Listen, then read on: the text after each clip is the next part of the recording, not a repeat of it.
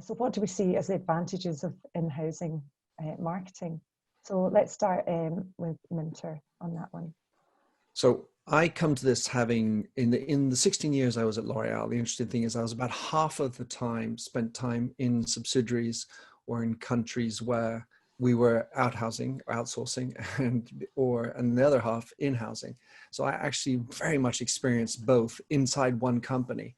On balance, I am a big proponent of going in-house. The pros.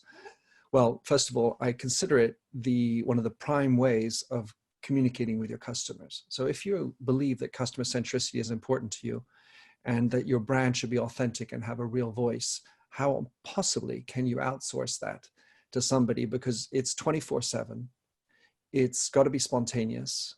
And this is not something where you can do it by meetings and consensus. Sometimes these are conversations that need to be happening, and you can't, it's just like outsourcing it to an intern.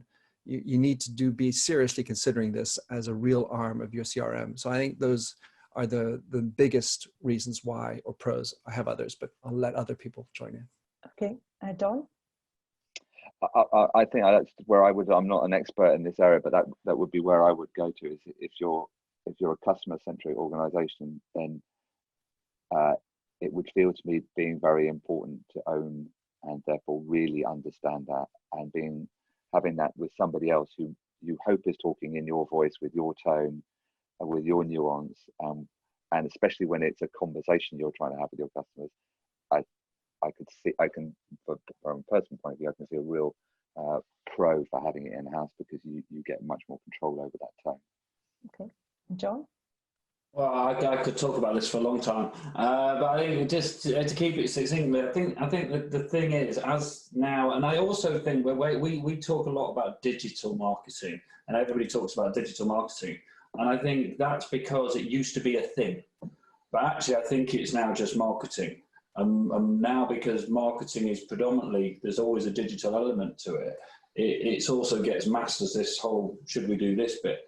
But I think the biggest pros are control, and going back to Minter's point about, if you genuinely want to put the customer at the heart of your organization, the ability to communicate with that customer as an authentic brand is really important. So it's control around that side of it from brand, but it's also control around budgets and around the KPIs and the metrics, because again, some agencies will sell you what they want to sell you, and they'll convince you it's a great idea to do something, and they might be on a kickback from a brand, from a media partner, or they might be, there's loads of different reasons in this murky world of agency and brand where nobody really knows what's going on, and I really want to sort of open the box on that.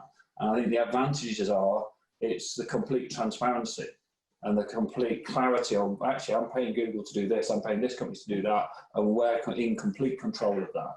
Mm. There's obviously, and I'm sure we'll come on to it, there's obviously downsides, but yeah. I think it's the control, visibility, and putting your trust into a big channel and taking control of that channel, so you've got the skills in-house. Yeah, okay, I mean, let's move then to the cons. What are the downsides that you can see for in-housing?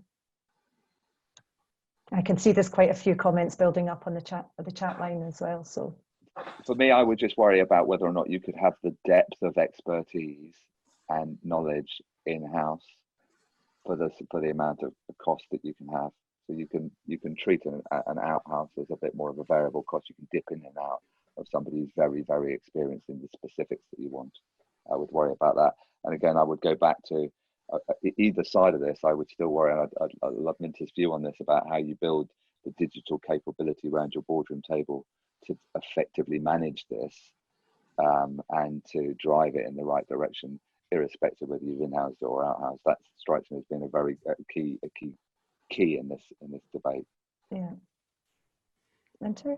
So just circling back, Don, on the issue of board meetings, it's interesting. In the board meetings I'm going, we're always doing these via Zoom, and it's patently obvious how little digital savviness is there. I mean, they finally get the camera going, but they still have the notifications pinging. They don't have a proper video. The microphone is terrible quality. They're always fussing and fighting about getting onto it. So that's one example. And the second is that it's very obvious to see if they're digitally savvy. You just need to look on if they have a proper LinkedIn profile, much less a Twitter profile.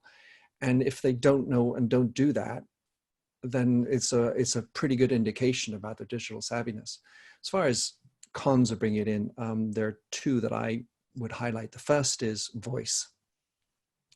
It's a very easy thing to say, well, what's your voice? It's a far harder thing to execute against that. And it takes having a little bit of access into personality. And so you can be dry, which the majority of companies tend to go towards because they're too scared to say something political or divisive or interesting, actually.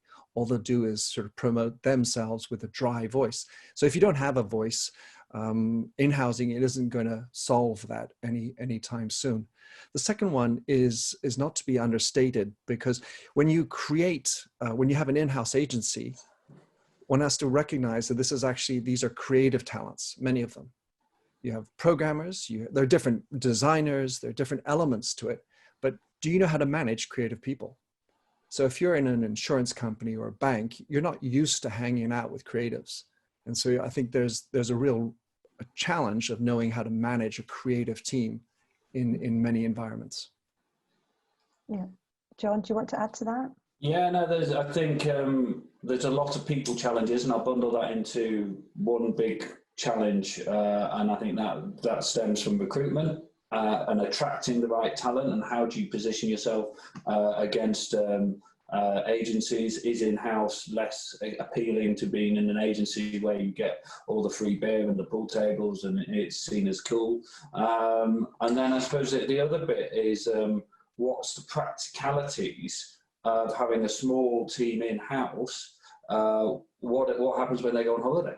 What happens if they're off sick? And all these sort of practicalities. And I suppose one of the advantages potentially in the old agency model was their breadth of multiple people who can do the same thing.